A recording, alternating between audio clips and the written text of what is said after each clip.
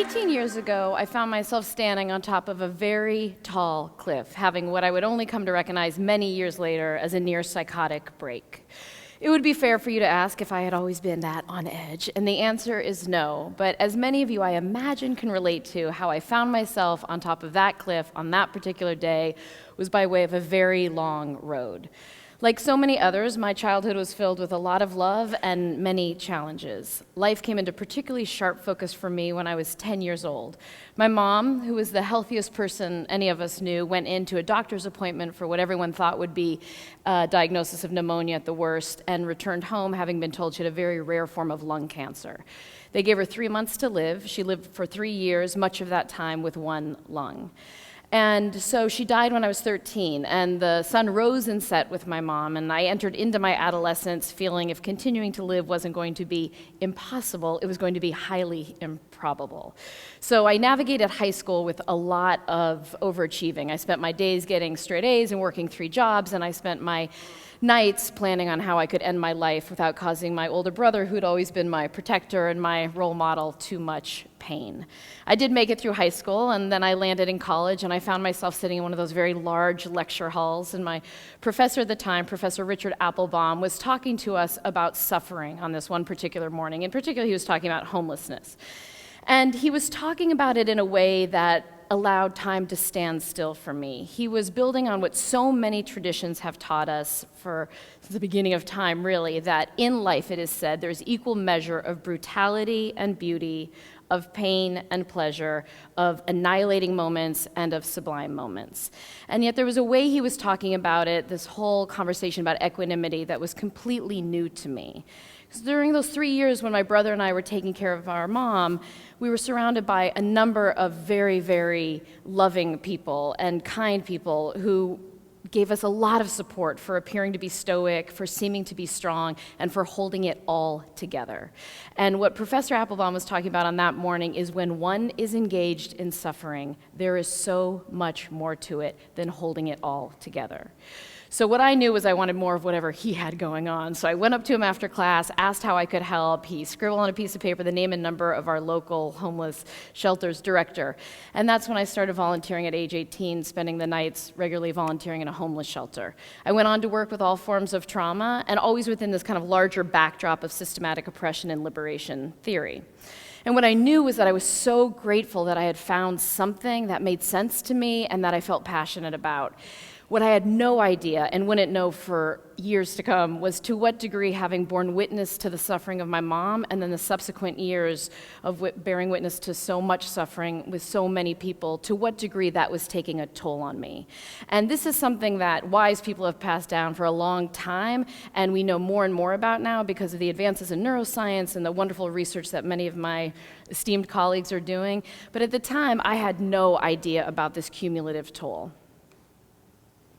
So one of the ways that the toll can show up is for those of you who are doing work. There are folks who do work, and as a result of the work you do, you might be exposed to things, either because of the content of what you're doing, but what a lot of my colleagues say is like, look, the work itself is the least of my concern. It's all my colleagues who put me over the edge, right? So sometimes the toll is because of the work. Sometimes the toll is because of the caretaking we do on our lives. Here she's saying, I feel like I need you less and less, Mom, now that I can make myself feel guilty all on my own.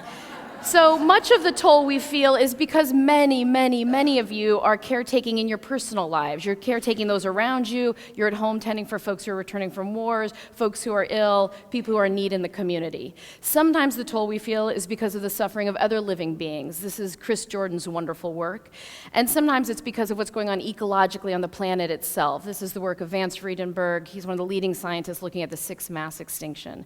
But what we know is that when humans are exposed to suffering, hardship, crisis, trauma of humans, other living beings, or the planet itself, there's a cumulative toll. And there's a toll on us individually, there's a toll on your immediate relationships, there's a toll organizationally for those of you who have this exposure in your work, institutionally, systemically. We see it in movements we're a part of, we're seeing it throughout all of our communities and society as a whole. She's saying, speaking personally, I haven't had my day, and I've never met any dog who has. The other piece of this that's very important, at least when I do this work, is it's always held in a larger context of systematic oppression. You know this so well, but a reminder that the degree to which you're impacted by the lives you're living and the work you're doing is intimately tied to the fact that we're in a society with so much supremacy. And if we're in a society where there's no oppression, there's no racism, sexism, homophobia, heterosexism, ageism, ableism, classism, and xenophobia, so much of the suffering we are tending to wouldn't exist, and the remaining bits that exist in life, we would all be affected by that so differently. I have no doubt that all of you have so much more insight and personal awareness than I did back in the day, and that for those of you who know what this toll is, and when you feel this toll, either because of what's going on in your personal lives or on the job, that you're able to identify it. But I was not at all able to identify it. So it was about 10 years into my career when a critical mass of people started kind of getting up in my face, doing that, "Hey, Laura, you're tripping. You should take some time off." And I'm sure somebody said something earlier than 10 years in, but I was very stubborn and successfully ignored them. But 10 years in is when there was a critical mass of people up in my grill really begging me to look at this. And what some of you will appreciate is that a number of those people were clients I was serving, which you can imagine is always so disconcerting. You know, survivors of domestic violence living in a shelter who can't go anywhere, begging me not to come to work. So people were doing their due diligence, right? But at the time, I was so arrogant, I was incredibly cocky, and I was entirely self-righteous. I was doing God's work. You could either step up and help me do God's work, or you could step off. But I was definitely not going to have a conversation with you about how I was affected by my job. And like many of you possibly, I was raised in a number of traditions that implicitly and explicitly communicated, if you care enough about what you're doing, if you are down with your cause enough, if it matters enough to you, you're going to suck it up. So this whole conversation about how to sustain was not something I was engaging in.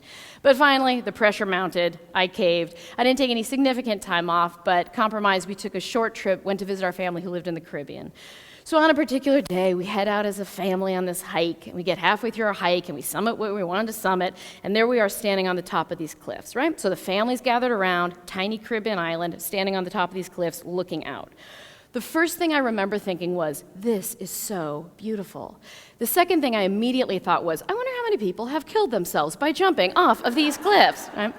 And at the time, I worked at Harborview Hospital, which you know is the level 1 trauma center for the whole Northwest. So it wasn't my own suicidality at play anymore. It was because of the years of bearing witness to others' suffering that naturally, instinctually, one starts triaging, of course, right? So you start thinking, where would the helicopter land? Does the helicopter land on the cliff, and would you belay down to the person on the beach? Would the helicopter actually land on the beach? Is there a level 1 trauma center in the Caribbean, you ask yourself? Do they fly you to Miami? Would they stop you in customs? You know, you kind of go through the whole thing, right?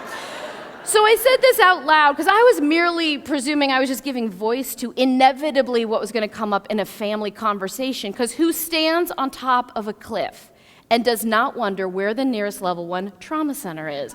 But apparently in my family, nobody was thinking that. So it got even quieter than it had been. Really long, very uncomfortable pause happened. And ultimately it was my stepfather-in-law who said, "Are you sure all this trauma work hasn't gotten to you?" And honestly, this was the first moment I had any insight into, check it out. There are people who can go on a hike and not wonder where the nearest level 1 trauma center is. But I'll tell you, it wasn't me, it wasn't anybody I was hanging out with, right? Because one of the things about this toll is it's slow moving. It is very hard to gauge over time, individually and collectively, if we are being affected by what we're exposed to. And also what happens is we get very isolated. So this was one of those moments that maybe you've had where kind of everything starts flooding in, right? And then I was like, oh, well, if this is the case, maybe it's also the case that there's people who still date out there in the world, and those people who date aren't doing background checks on everybody they date, right? Maybe there's people who can go to a playground. It's just a lovely place for children. You're not worried about like head injuries or Amber Alerts, right? So, but this is what happens, that over time, what you're exposed to affects your entire worldview. There's so many ways that we can be affected individually and collectively by exposure to vicarious trauma, compassion fatigue, secondary trauma. Many people call it many different things. But this exposure affects all of us so differently. What I have found through the privilege of getting to work with everyone from zookeepers to judges, school teachers to nurses, ecologists to activists, is that it is breathtaking, the commonalities of how one is affected, right?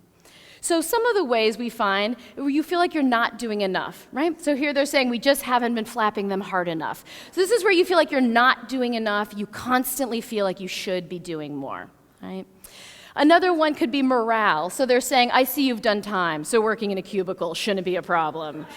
So I work with organizations nationally, internationally, and one of the things we find so much is the morale, the very, very quickly eroding morale. Right? Here he's saying, I bark at everything. You can't go wrong that way. So hypervigilance. Many people can relate to a sense of hypervigilance. This is where you lose your ability to flow in, really fluidly in between your sympathetic and your parasympathetic nervous system. You become in kind of in hyperarousal. I had a colleague say to me, she was a child support enforcement officer, and she said to me, I can tell you which ones of my son's friends are going to grow up to not pay their child support. And her son was 5 years old, right? Here he's saying, no, not there, please, that's where I'm going to put my head. So exhaustion is something many people can relate to. And not the exhaustion before you work out, but this is an exhaustion where you are tired in your soul, you are tired in your spirit, you are tired throughout your bone marrow. All of your ancestors were tired people, right? There's the avoidance. He's saying, no, Thursday's out. How about never? Is never good for you? This is where the best part of your day at work is where you don't have to do your job, right? And then there's the avoidance in our personal lives. She's saying, it's too late, Roger. They've seen us. Cynicism, many of you can relate to. They're saying, but she'll come down eventually, and she'll come down hard. So what many of you might be able to relate to is not the pure cynicism, but the cynical humor, right? And then anger and rage. He's saying it's a new antidepressant. Instead of swallowing it, you throw it at anyone who appears to be having a good time. And here he's saying, I can cure your back problem, but there's a risk you'll be left with nothing to talk about. So the other thing we see here is the externalizing that happens. When more and more people are asked to do more with fewer resources, we see this whole seduction to externalizing. So this is where you start saying to yourself, I would actually be fine taking care of my loved ones if I could have different loved ones to take care of. Or people say, I would love coming to my job every day if my immediate supervisor would just retire, right? And then there's blind spots that we have. So one of the things that we notice a lot that people have is blind spots. I'll share the story to illustrate it. This is a water bottle. It says the Oregon Coalition Against Domestic and Sexual Violence. It's one of approximately, over 100 water bottles I have in my home that have been gifted to me like incredible programs that many of you are involved with, right? And every water bottle I have in my home has something stenciled on the side like this, which has, domestic violence, sexual assault, HIV/AIDS, infant mortality, flood, hurricane, tornado, tsunami, death, destruction, right? And I'm just thinking, this is great. I got water bottles. Every day is Earth Day here. This is fantastic. But what it also means is these are the water bottles that go with my kids to swim meets, basketball tournaments, soccer games, right? And I'm not thinking anything of it.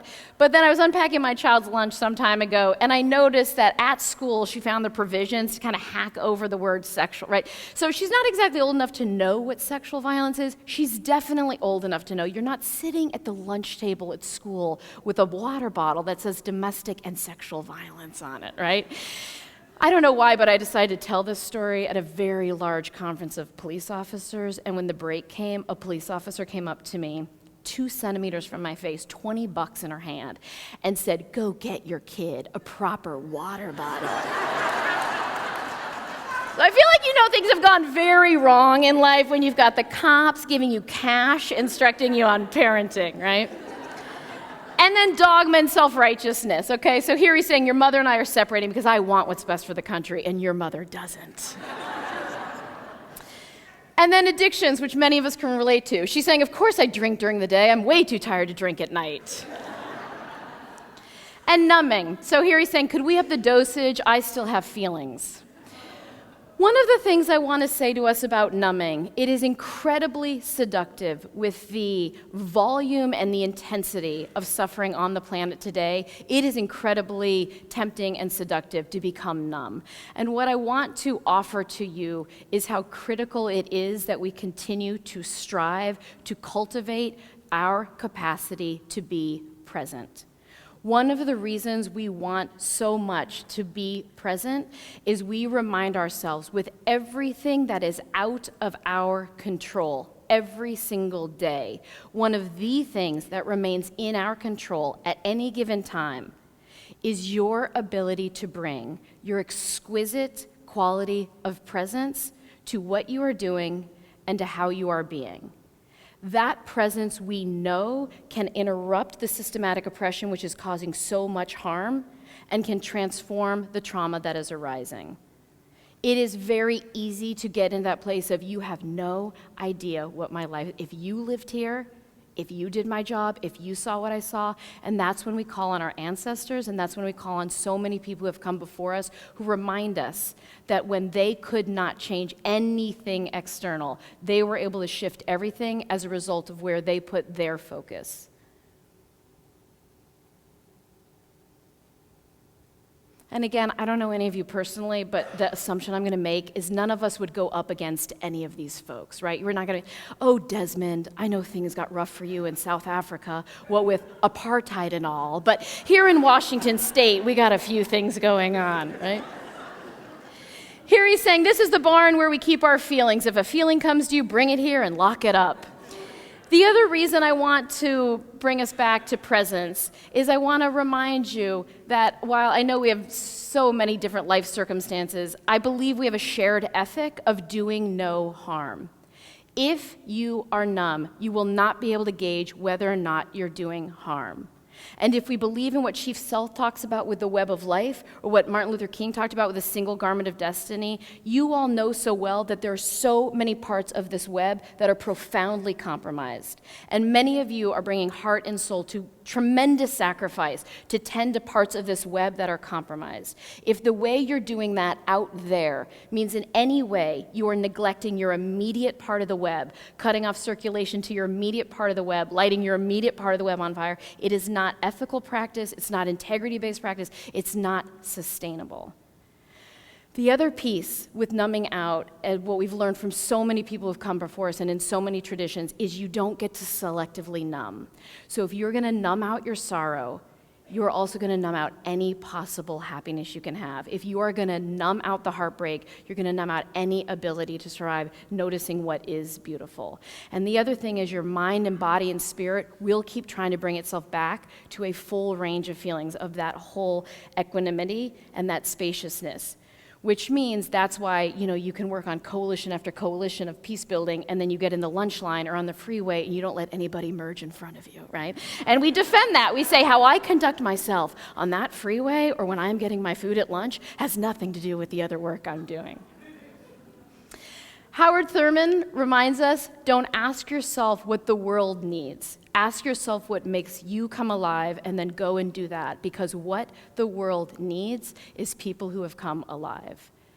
So we remember that with the magnitude of suffering at play on the planet right now, we are in desperate need of folks who have the wherewithal and who have the courage to be present. We know from that place of presence, it is possible to aspire to do no harm. It is possible to transform whatever trauma arises, and it is possible to continue to work to dismantle the systematic oppression which is causing such a legacy of suffering. From that place of presence, we know that it is possible to metabolize whatever arises in life, the waves of life which will continue to present to us what they present. There is a way to metabolize that and integrate it so that over time you find that it contributes to your awakening. That the longer we get to walk on this planet, we find we have deeper compassion, vaster humility, and we are able to come up and out of the narrow places. And from that place of cultivated presence, we remember that it is possible to create and to sustain an ability to be truly transformative. Thank you.